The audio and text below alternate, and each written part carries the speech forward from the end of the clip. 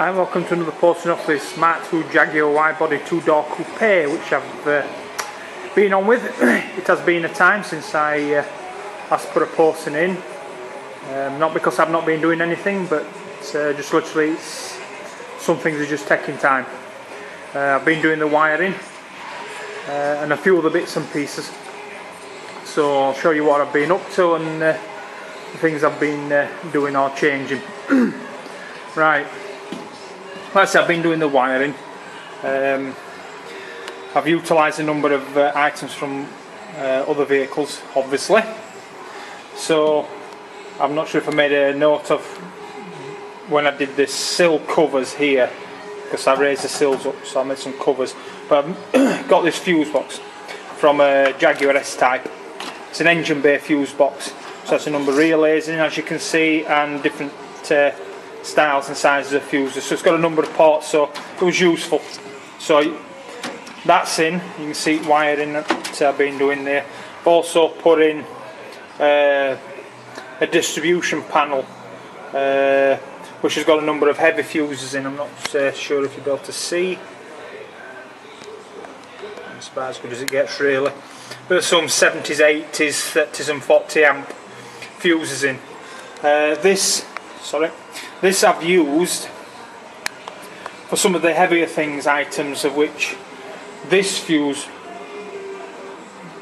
block can't cope with, whereas this obviously it can carry much heavier amp loads. So before I get on to that, this car I'm using electric hydraulic power steering pump from a Mini in it. So obviously this fuse panel couldn't cope with it, so that's why that's there. This red cable is the cable which goes to the pump. The whole system electrically will be running from this isolator. You can see the interior lights there. So the isolator, battery from here to the fuse box here, and this is the main, obviously live in. I will have another cable coming out of this port area here which will come to this here, so it'll supply onto there, and then so I have nice heavy load coverage there. If we go around and I'll show you the motor, well, hydraulic pump, electronic hydraulic pump from the Mini I've used. There, that's mounted up in there. Now that's, like it says, off a Mini. The reason why I've used this particular pump is more because of the flow rate for the hydraulic rack. I was going to use a Mercedes A-Class because it's load sensitive instead of this one, which is speed sensitive. So the main body ECU would send signal to this relating to its speed, so then it would control the amount of pressure and flow it would produce to the rack. This I can't do that. I can trigger it to work and it will be on constantly full. I don't know how it will affect the steering at higher speeds. If it does need to be control speed sensitive, then I'll have to get a little magic black box, as it were, to help regulate. I do have a blow off valve on the rack which I can't show you, I don't think I can anyway. Hold on. No, it's pitch black. There's a wire you can just see there. That's off the blow off valve on the rack pinion housing body. I could use that, but it's 50-50. I've got some areas to play with to control the pressure and flow to the rack. So at the moment that's what we've got there. Also, what I've been doing just whilst I'm here, brakes. This original hub assembly is off a Jaguar XJS. In one of my postings I will have made mention of that and what I've done in relation to suspension and that sort of thing. The brakes, the standard brakes on the XJS V12, which these came off, was a 284 diameter rotor with a 4-pot caliper, as you can see. That's the standard 4-pot caliper off the XJS V12. These rotors come off a Mercedes, pardon me, a Mercedes, and these are 345mm rotors. They go straight on to the hub with a little bit of work with the centre bar. The centre bar's smaller, and the PCD for the bolt mounts is 0.5mm diameter over the standard, but the diameter of the holes are slightly bigger, so the bolts that go in, it fits perfect once I got the centre bar machined out. The offset on the disc is, I think, 15mm shallower. I think it's 15. I'd have to look at spec, but I think it's 15 shallower. But it didn't matter because obviously we're putting these bigger rotors on. The calipers had to be moved off the original mount point, so brackets. So I've got some brackets I've made. I'm not sure if we'll be able to see them. If you can't see them, sorry, but there you go. But I've designed some brackets and I'm going to get those machined up, CNC machined up with a 3-axis mill, and then that'll be all sorted. The reason why I use these calipers, especially when they come off a smaller rotor, I had to do a little bit of modification in the tops here. Can't see it because it's black and that, but the radius obviously in the caliper was slightly smaller than the radius of this rotor, so I made a template and worked out if I could remove some material to bring this caliper further over to sit over the rotor properly. I could, so I did, and it was always something like 5mm on the ends on a radius, so I marked it and just ground it out. I've also made some packers. Not sure if you can just see it there, the packer and the little run I made. But anyway, I made some packers, which was 6mm, which brought it exactly to what it should be for the rotors and the pads and everything. Obviously the rotor size is slightly thicker, but there you go. So that's that done there. So that's what I did for the rotors. What else have we doing? Oh yes, radiator fan cooling switch. I got a switch, I had a plug made, a boss made up, sorry, to go into the top of the radiator. I was struggling to get a plug, well I should say a socket really, because the actual temperature switch is a plug. But anyway, I struggled to get one. I thought it'd be dead easy, but trust me, to get one that's actually awkward.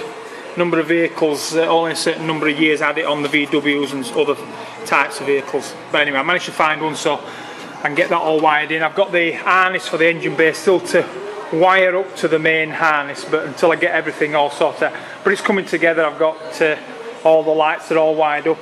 I have been using Deutsche sockets and plugs. Sorry. Can't really see the name on it, but anyway, yeah, so I've been using those. These are completely sealed units. I think these are DTs, these, but they're completely sealed, so I have no trouble with bullet type connector issues with damp on the contacts and causing poor current transfer. You can just see that's the heater, which that's the cable for it. You can see the wires which come up, across and down, supplying the lights and the horn and that.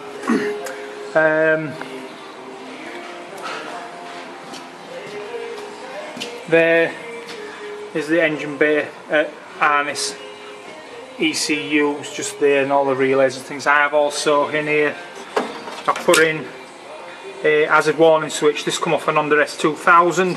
This will sit in top of the dashboard. So I've done a hole, terrible, we've got strong sunlight there, but I've got a hole in the top of the dashboard and it'll sit like that and it's flush, so when you press it down, that's just the battery charger. It's not strong enough to get the relay working with all the lights, but yeah, so that's it there. So that looked good. I've tried to relay up as much as I can instead of using all the switch gear. So I didn't want any heavy load, current load transferring through all the cabling. I wanted to use the relays. So that's what I've been doing there. I still have the clocks to wire up, but obviously that's all part of the engine, which I'll be doing soon. The speedo in the back, obviously it's an XGS back axle, and the speedo was Hall sensor trigger wheel in the diff itself, and the box here and the cables, these will be running the speedo. Now I've taken the gubbins out of a Jaguar XJ Series 3 speedo and fitted it in, because the dial setting positions, they're pretty much the same, and the size of the clock internals was the same. So I'm hoping that it'll work in conjunction with each other, because I'm not sure if the actual speedo is analog or digital, so we'll see. But it's all to wire up. The wire is the same and that sort of thing. So I'm hoping on the Series 3 XJ Jags, the speedo was a little unit that went inside of the box, which sent out the signal. But like I said, I don't know if it's digital or analog. The fuel sender, this fuel tank's off an XJ8. It has a fuel pump in, obviously the fuel sender. But the fuel sender, the ohms range was completely different than the ohms range of the clock in the car. So I managed to find that the old XJ40s had the same ohms range as the clock. So I got a very early XJ40 sender unit. Like I say, and it goes straight in the XJ8 tank. I think they're pretty much the same tanks, they're just slightly modified for the XJ8s. But it goes straight in, and all I had to do was modify the flow time, because it was catching one of the baffles on the inside. So I warmed it up and bent it so it fits over the other side, and the throw is the same as the original sender unit, which I obviously compared it. You can see the Deutsche cables, plugs there and there for the indicator tail lights. I'm fitting interior lights. I'm not sure I'm going to put them there or there, but anyway, probably there. When I put the panels, there's going to have some panels in there and there, and these will just go in there. I think these come out of a Peugeot. Just nice and simple things, just clip in, and here presto, the lovely water bottle. Got windscreen washers there. Yeah, it's got a long pipe up front, but that's not a big deal. I was trying to bring as much weight of the components into the back of the car to try and get a better weight distribution, and I got a lot of space here in these corners because of the diffuser and exhaust system which goes there. Because obviously there's no wheel going in, I just have one of those bottles for puncture stuff, the expanding foam, whatever it is, it goes in tank in the tyres. So that I'll have a couple in there, but it won't have a space saving because there'll be obviously no room. There weren't big boots to start with, but it certainly isn't big now with all the bits and pieces and things I've done to it. But it's a car for showing and having a bit of a laugh in. It's not meant for taking people to airport and flipping putting loads of luggage in. But anyway, what else have I been doing? Oh yeah, I did just getting round to the front here. The radiators, because the way I've made the radiators and the way they operate, obviously I needed to maintain like a sealed area, so I do get all the air that comes in and the high pressure zone that's here, because obviously I travel into this. I needed to obviously maintain that, and the airflow, because the airflow, if I've not explained it or some have not missed, this is going to be boxed in here, and you can see the light at the bottom there. That's this here. The idea is air comes in there, into the back of here and down and underneath the car. And that's so as the car's travelling through the air, it creates a vacuum under here, a low pressure area.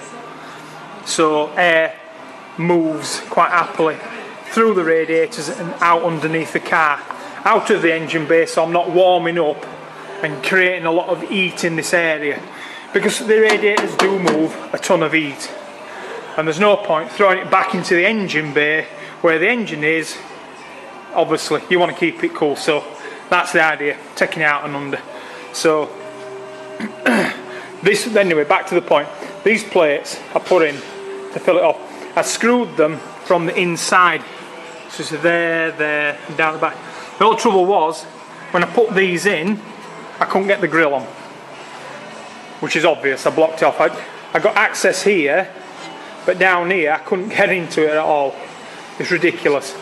So what I've done is I've put some lugs on. Well, there's some lugs on, and I've drilled and tapped them out. And so what I'll do is when I put the top one in, I'll put this in, but I won't bolt it, I'll just put it to its side. Put the grill on. I can get to the grill bolts from underneath there, bolt it all up, and then just pull this down, put the bolts in and pulls it down, and all that from underneath. So that's something else I've been doing, and that's about it really. That said, the electrics have been going on quite some time, but you know, I've been working it out and trying to get everything, pulling it all together, and I want it to be right, and I want everything to fit in its right, sort of like right place. I don't want it something that's just thrown together and ad hoc, as it were. I'm trying to make it as good as I can get it. I've got an alarm system, I don't know if I mentioned that. I've got a Thatcham Cat 1 towed alarm going in, so once I've got all wires done, that'll then be obviously going in as well. That should be relatively straightforward. It's just a matter of cutting into some lines and that sort of thing, and making sure it's all nicely sealed out that way so it can't be tampered with. The stereo system is another reason for this distribution panel here. The amps I'll be using, I'll be running the main power feeds from this block, because same thing, the amps, they're not massive amps, but they're big enough that it would load these points up here, and I don't think the fusing would be heavy enough, so that's one of the other reasons why I've used this. This come off a Peugeot Citroen. I do, my job is reconditioning electronic power steering, and that came in with a unit. It's a Peugeot Citroen, and I thought, oh, that's ideal, is that? So cleaned it up and I've mounted it there. You're probably thinking, why mount it there? See, it was there. Well, there was nowhere else, which was acceptable really for all the things that I needed to be piping up to it, as it were. So what I'll be doing is, it is quite flush mounting with the floor, so this chair will cover most of it, but I'm going to make just a little aluminium cover, so you'll access it, the carpet will cover the cover, and then you just open the cover, and then this will be there, and use if we need to get to it. And so it's relatively out of the way, and it's closely linked to all the area elements of the car and that I want.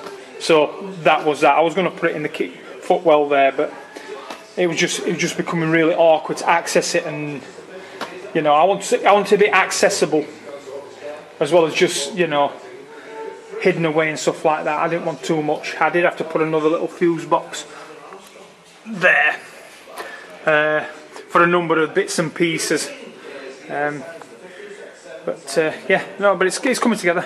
I'm happy with it so far. Yes, it has been going on quite some time, and I keep getting lots of comments of when you're going to get it painted and that, but this is really important. I didn't want to paint the car, rush it, and then have to do all this, crawling all over the car, damaging the paint, because there's no worse than trying to repair new paint. So any damages that I do, like there, I can repair, and then when it's all done, out, paint, and it can just go straight back together. There's no messing around, so it makes it easy in that respect, and it looks after the car better. So anyway, there you go. That's what I've been up to.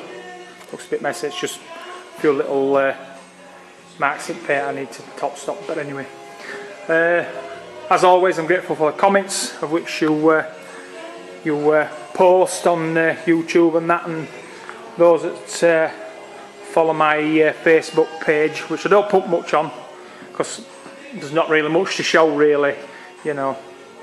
But yeah, grateful for them, and the comments are positive ones, which they're pretty much all positive. In fact, I think I've only had one negative comment, and that was that. Oh, I'll tell you what I will show you before we kick off. Steering wheel.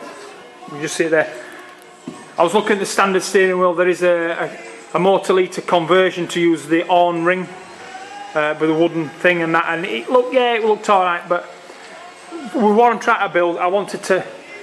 It's sporty, best way I can describe it, and I didn't want to have a sort of like mediocre, sporty sort of steering wheel. So I thought, right, I'm going to order a right wheel. And always, when I look at old cars, 4 spokes. The 3 spokes are alright, but 4 spoke steering wheels. So I ordered one from Motor Litre. That is an absolute beauty, even though I say so myself. Especially ordered it for the colour and this, that, other, and the size, but absolutely going to look the business. And obviously I had to get the Boss and the arm push, which has got Jaguar in. Don't know if you can see, but there you go. It cost me 400 quid, but it's going to look the business in there with the rest of it, and all the wood trim which will be put back in, because that's what I wish to retain, the wood trim and the leather touch and all the wool carpets and that.